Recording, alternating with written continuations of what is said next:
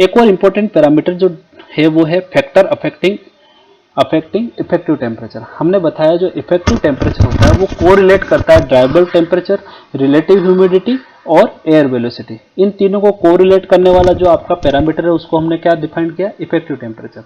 अब बात आती है ऐसे कौन कौन से फैक्टर हैं जो इस इफेक्टिव टेम्परेचर को क्या करें, इफेक्ट करें।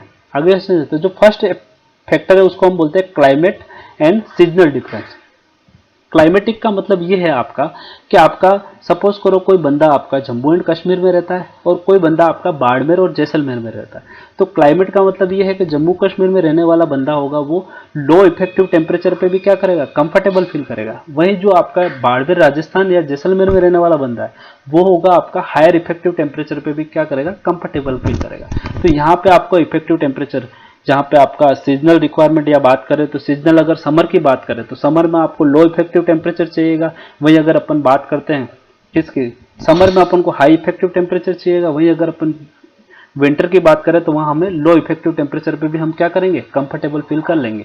आप समझ सकते हो जैसे जैसे क्लाइमेट चेंज होता है तो हमारा जो बॉडी है, जैसे गर्मी में हमको 40 डिग्री पे अनकंफर्टेबल फील करते हैं बट 35 डिग्री पे हम कंफर्टेबल फील करना शुरू कर देते हैं। आगे बात समझे।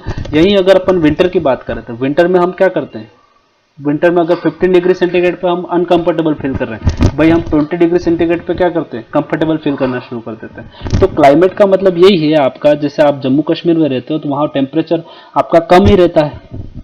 ऑल ओवर द ईयर आपका जो टेम्परेचर है वो क्या रहता है, कम रहता है। तो आप कम टेम्परेचर पे भी क्या करोगे, कंफर्टेबल फील कर लोगे। वहीं अगर आप ऑल ओवर द ईयर आप हाई टेम्परेचर में रह रहे हो तो आपकी बॉडी यूज टू हो गई है उस टेम्परेचर की, तो आप उसके नियर जो भी टेम्परेचर होगा उस पर क्या करोगे, आप कंफर्टेबल फील कर लोगे। क्लोथिंग की बात करते हैं, अगर आप लाइट क्लोथिंग पहनते हो तो लाइट क्लोथिंग में आपका मतलब ये है आपकी जो बॉडी है वो हीट जनरेट कर रही है तो हीट कंप्लीटली रिजेक्ट भी कर रही है। तो हीट रिजेक्ट करती है अगर कंप्लीटली, आगे बात समझ में। तो लाइट क्लोथिंग का मतलब ये है कि हमारी जो बॉडी है वो टेम्परेचर के साथ फ्रेंडली है। तो आप उस ऐसे फ्रेंडली एनवायरनमेंट में आप क्या करोगे, यदि हम विंटर की बात करें, अगर विंटर में आप लाइट क्लोथिंग से आपकी बॉडी कंफर्टेबल फील करती है तो आप ये मानेंगे तो आपको जो लाइट क्लोथिंग में आपका जो इफेक्टिव टेम्परेचर है वो क्या चाहिए, हमको कम चाहिए। वहीं अगर अपन क्लोथिंग हाई पहनते हो तो हाई क्लोथिंग में आपका क्या हो जाएगा, आपका जो इफेक्टिव टेम्परेचर है वो क्या होगा, आपका बढ़ेगा। आगे बात समझो।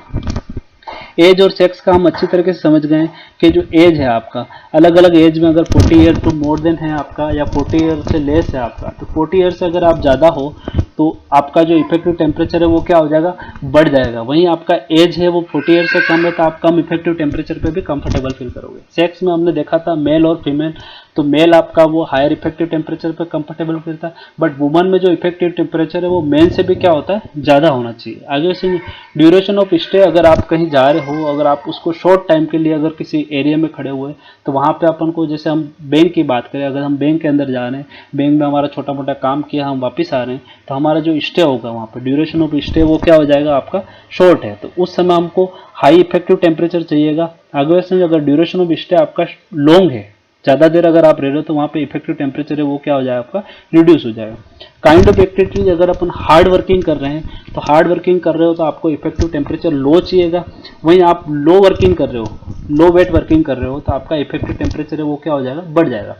डेंसिटी ऑफ ऑक्यूपेंट्स का मतलब होता है कि आपके अगर ज़्यादा से ज़्यादा एक छोटी सी जगह में अगर ज़्यादा से ज़्यादा लोग इकट्ठे हो गए, अगली बात सुनिए, तो आपका टेम्परेचर राइज भी उस हॉल का या उस ऑडिटोरियम का क्या होगा, एकदम बढ़ जाएगा। तो इस वजह से एक छोटी सी जगह में अगर ज़्यादा से ज़्यादा लोग इकट्ठे हो जाते हैं तो वहाँ पे इफेक्टिव टेम्परेचर हमें क्या रखना पड़ेगा, कम रखना पड़ेगा।